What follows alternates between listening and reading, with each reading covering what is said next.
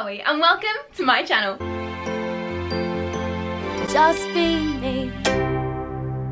Last year, I did a review on the TV show Love on the Spectrum, an Australian-based TV series that shows autistic people on their quest for love. For those of you who saw my original review, you would understand that I was not keen on the show at all. It was highly stereotyped, showcased autistic people in a belittling, infantilizing way, and seemed to exploit autism for entertainment purposes. But with that being said, are we really surprised? The show was very clearly meant to be a show to portray autistic people as something for neurotypicals to get entertainment over. A show that put autistic people on some sort of weird pedestal to showcase them as something to be laughed at, awed at, and to sympathize for. Recently, season 2 was released, and I decided, why not? Let's try it again. From my understanding, the creators of the show did listen to autistic people for this time round. There was a lot more autistic people actually on board this show behind the scenes. So I'm really keen to see if any of them were actually listened to, and if this show was any less disgustingly stereotyped than it was the first time around. So without further ado, let's get on to season 2 of Love on the Spectrum. I've reached the top and had to stop, and that's what's bothering me. About your dating history. My dating history? She's cute. I like her. Oh, I don't have any. What? Is that a serious question? I've never been on a date. She's sweet. I already like her. Something always seems to either go wrong or kind of trigger my flight reflex. Okay, I like her too. Michael, let's go. Finding love can be hard for anyone. You don't force love, you just... If they use person first language again. Thanks. And for some people, it can feel like an impossible dream. I'm 30 and I thought I would have had a girlfriend by now. Wow, that shit! This series follows young adults on the autism spectrum. Say hello to my future husband. I mean, did we expect anything else? To be honest, I wanted to expect something else. Oh my goodness. Okay. So here's the thing. I've spoken about this topic so many times. I've made entire videos about this. I have whole TikToks about this. I've made multiple posts on Instagram about this. I've spoken about this topic in so many of my videos. And nobody that is non-autistic seems to listen.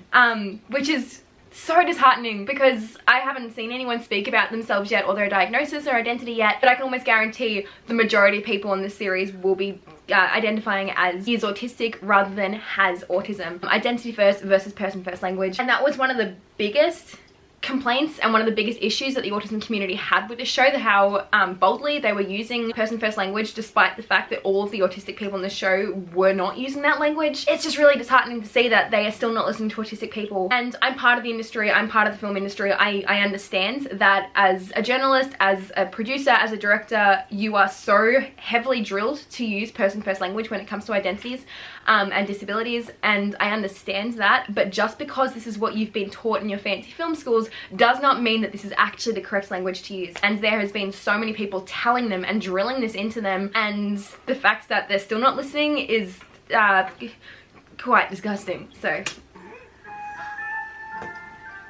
With the help of specialists. okay, for those of you who watched the last series, for those of you who watched my last review, I didn't like her very much. I thought she was quite condescending when it came to talking about autistic people. I'm sure she's a lovely person in real life, but the way that she's portrayed on this show, the way that she uses her language, seems kind of condescending towards autistic people. The fact that she's back again means that obviously the directors liked her, the show liked her, so I do hope that she has changed her attitude a little bit since then. Welcome back, ladies and gentlemen. This is series 2 of Love on the Spectrum. I don't really need to introduce myself because you already... Period. We love a self-confident king. Michael, of course. Are you glad to be back, Michael? Yes, I am. Definitely. And why are you back? I'm continuing my quest for true love. Good to know. Are you Yes. nervous? Not really. Okay. Even though it's a mainstream event. It is. Interesting. I was a bit surprised, actually. Why? Because Okay, so Michael is attending a mainstream neurotypical dating event. I think that's awesome. One of the topics that I brought up in the previous reaction video that I did is that it was always autistic people dating other autistic people, which is not always the case. In fact, the majority of autistic people I know in relationships are not dating another autistic person or another neurodivergent person, and I thought that it was quite stigmatized and stereotyped that they only paired autistic people with other autistic people, as if, you know, here's your category, you cannot leave it. Period, Evangeline. It's fine, I'll wait.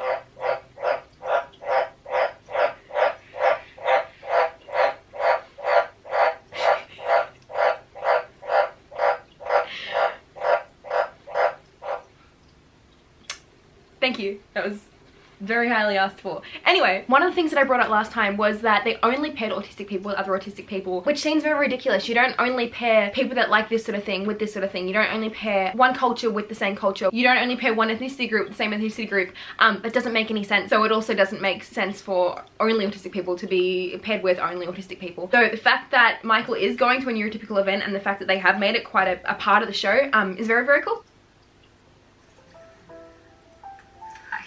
She seems sweet. I already like her. I'm 27 and I'm single. Have you ever been in love? I don't know. I know I love my family. I know I love my friends, but I don't know what intimate love is yet. I've read books, both fiction and non-fiction, about what love should be, but I don't know if I've ever been in love. How would you describe I really like her. Weird. And I love being weird. Cassandra lives in Campbelltown, west of Sydney. I've got a job. Also, her bedroom is goals. Cassandra, hi. If you're watching this, this is my official application to be your best friend. Thank you. Has anyone ever said to you, you don't look autistic? Quite often. You can't see my brain. Period. And Yes. That's different. Okay. Was there a point where you started to feel like you were different to the other kids at school? It would have been about grade 4, maybe grade 5. I remember looking up and realising that kids sat in groups, but I sat on my own. And I remember... I had the exact same realization, the exact same thing that she did. Everything she is saying so far is me. Love that they have this sort of representation. Autism is such a beautiful, diverse thing. Every single autistic person is so vastly different. And it's amazing to see an autistic girl who, from the outside, doesn't appear autistic, just as she said, because it's not her that's different. It's not her physical self that's different. It's her brain that's different. And you can't see her brain. Autistic women are also incredible at masking and often hide the fact that they're autistic a lot easier than men do. So to have this sort of autism representation from a woman who appears neurotypical is amazing, and I absolutely adore her. How did you feel when you were diagnosed? I was happy having someone tell me... I love that she said that. No, this is what it is, and there are thousands of other people like you. It made me feel human again. I didn't feel completely outcast anymore. I love that. The fact that she said that is such an important thing. The fact that she said that on a TV show, which is viewed so many times as such a popular TV show, and I can guarantee a lot of the audience of this is going to be parents of autistic children, people that know autistic children. So the fact that she said that getting an autism diagnosis was one of the best days of her life is awesome, and is going to then start showing these people that are watching and that are part of the audience, that hiding a diagnosis from your child is not a good thing, and that waiting for a diagnosis or deciding not to get a diagnosis because you're worried that it will change something isn't a valid argument at all. I love what she's saying. I think she's so articulate and so beautiful and so educated, and I think she's speaking absolute facts and things that are usually not spoken about. Has been volunteering for 3 years at Sydney Motorsport Park.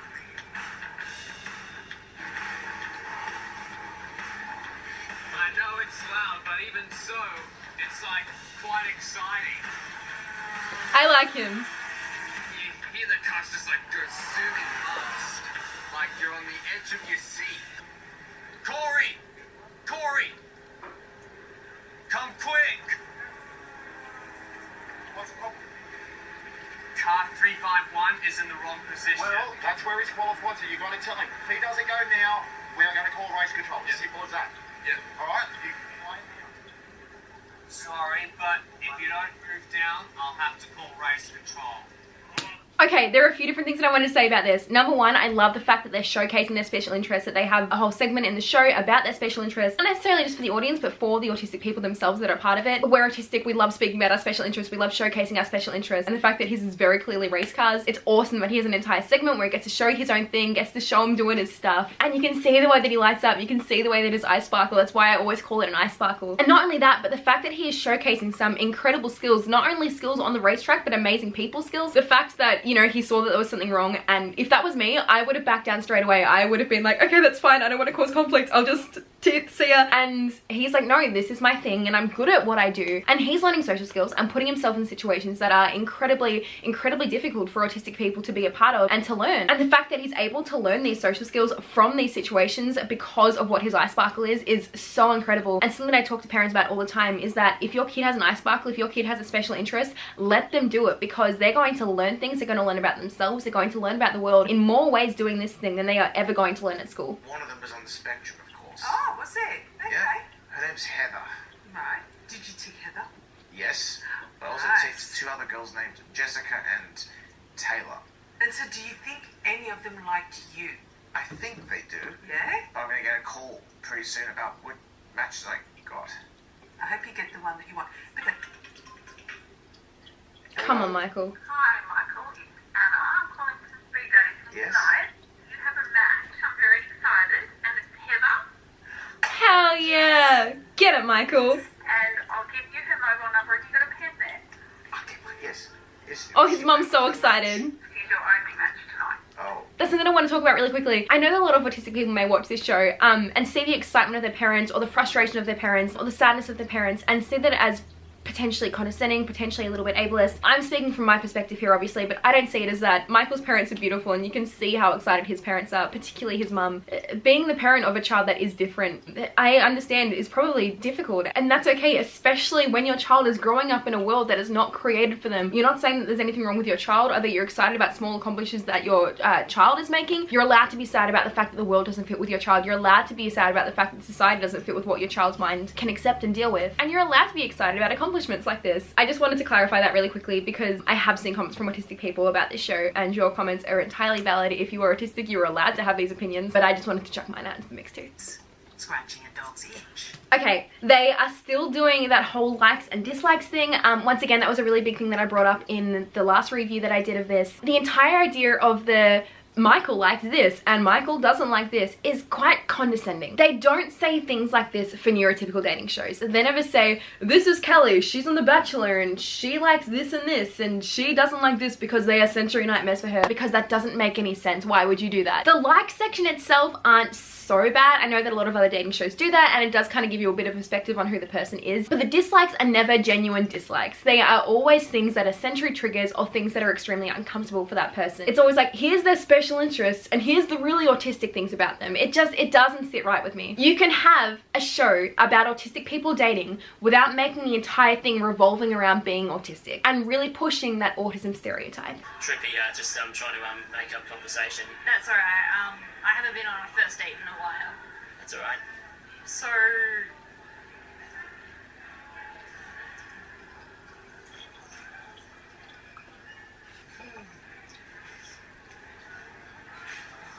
You okay, Cassandra? Okay, I want to talk about this really quick, and I've noticed this throughout the entire show, but it was definitely played up a lot there. This show uses a lot of editing techniques, music, or lack thereof to create an atmosphere that makes the audience believe what the producers and the editors want you to believe. Editing is extremely powerful when it comes to movies and television, particularly in reality TV shows. They can make a person seem nasty or nice, or make a situation seem awkward, or make something seem like it happened when it didn't actually. And this series and this show really portrays that and really overemphasizes these editing techniques to give unnecessarily awkward situations, and they do that in terms of the camera angles, the quick zoom-ins, the music, the condescending music or the lack of music altogether when someone says something that's awkward or autistic. And the reason they're doing this is because they want the audience to perceive the show as being awkward autistic people. That's what the entire idea of editing is. Editing completely can rearrange the way that we view things and the way that we see things, and that is entirely what they're trying to do here. When producers are trying to make a show, they're trying to get you to feel an emotion, and the emotion they're trying to make you feel in these particular scenes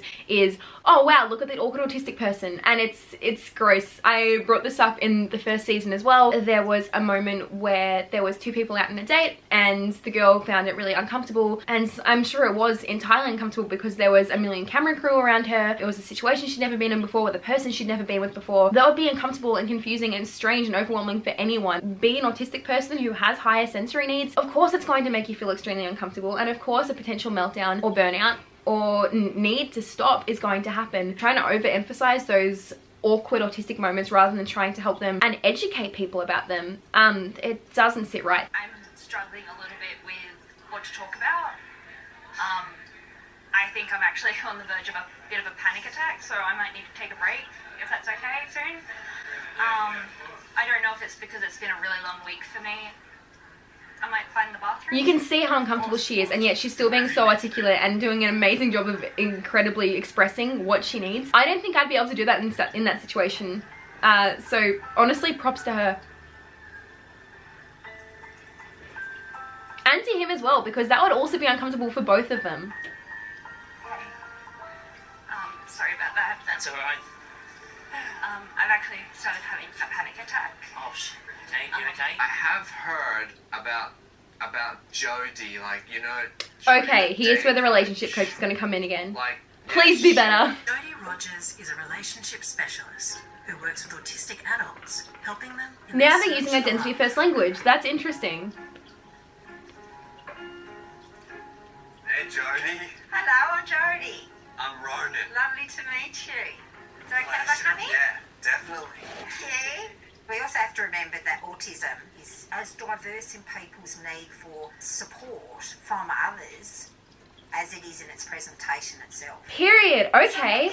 Awesome. Okay, so first opinions, like I said, I wasn't completely sold on Jodie in the first season. I'm sure that she was a lovely person. I have no doubt that she's a beautiful human being, but her presentation and the way that she's depicted on the show just didn't really sit right with me. She seems almost condescending towards autistic people and used language which wasn't necessarily accurate or correct or helpful or beneficial. It does seem like since the last season she has done a lot more research. She seems to be a lot more understanding already. She seems to have a better understanding of autism, how autistic people minds work. I don't think having a relationship coach specifically for autistic people is a bad thing. As she said, autistic people do have different social needs than someone that is neurotypical may, and it can be really beneficial for autistic people to speak to someone, or not even autistic people, just people in general, to speak to a relationship coach, a life coach, or whatever it is that you're struggling with, coach, to get better insight and to get a better understanding on how you can make it work and how to be better at it. So I don't think the fact that she is an autistic dating coach is a bad thing whatsoever. I think it's brilliant. It's just the language that she uses and the way that she portrays herself. But like I said, I do think she's a lot better than she was in the last season. So now let's have another practice. What other activities will you do on your picnic?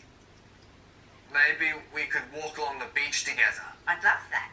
I love walking along the beach. Okay, so once again, she's a lot more understanding of autistic people than she was last time, I feel like. Not necessarily trying to change them and be like, here's how a neurotypical person would act, please do that. But in some aspects, I do think that she could probably still change the way that she says things and her outlook and idea of how to present dating to an autistic person. I'm not a dating coach, clearly, but I do think that the way that you would teach autistic people about dating isn't necessarily by saying, here's how neurotypical people act, here's how to have a conversation, here's what you should say, here's when to say it. I do understand that there are situations where that can be helpful. I have a psychologist that I work with and she helps me literally plan out scripts to be able to speak to people sometimes. But I think when it comes to dating and relationships, while that part is important or can be important for some people, I think the better thing to do would be teaching them about relationship building rather than teaching them how to have conversations. I think that's a lot more deep. Scripts only go skin deep, only go, well, mouth deep, I guess. But teaching them about relationships and teaching them about relationship building, that's the biggest beneficial thing that I think could happen. Someone new. She is meeting Sam. He likes a good whiskey and the smell of wet earth after rain. He doesn't like impatience or the effects of climate change. Period. Hi. Hey, it's good to I'm meet you, Cass. Sam. How you She always has doing? the cutest outfits. You look great. Thank you. It's awesome. I like the hat. Thank you. That's so sweet. You want to get a drink? Yeah, that sounds good. Yeah, see. Alright, cool. Sorry, stairs. I think this may be another example of an autistic person dating That's or great. going on a date with a non-autistic person, which is great that they have that sort of representation. Even though calling it representation is ridiculous. Sorry. That's so good. Hey, I'm super anxious right Yeah. now. I like him. I love that he's so easy with her. I did. That wouldn't have been good on my rating. No, that would That not would have have been awful. Yeah. I like this. They have a good steady conversation So yeah, I and have he's high bouncing off her functioning nervous energy. Do you know what that is? Yeah, like, I don't have any kind of, like, specific definition or whatever, but I've worked with a lot of people who have different degrees of it before, yeah. So essentially what I know of it from my experience, my brain processes the world differently. I'm one of those people that could talk your ear off for like an hour on one subject. So, yeah. Any questions? What do you like talking someone's ear off about most? I love that was his first question. Sorry. He just wants to be part of the conversation. It's okay.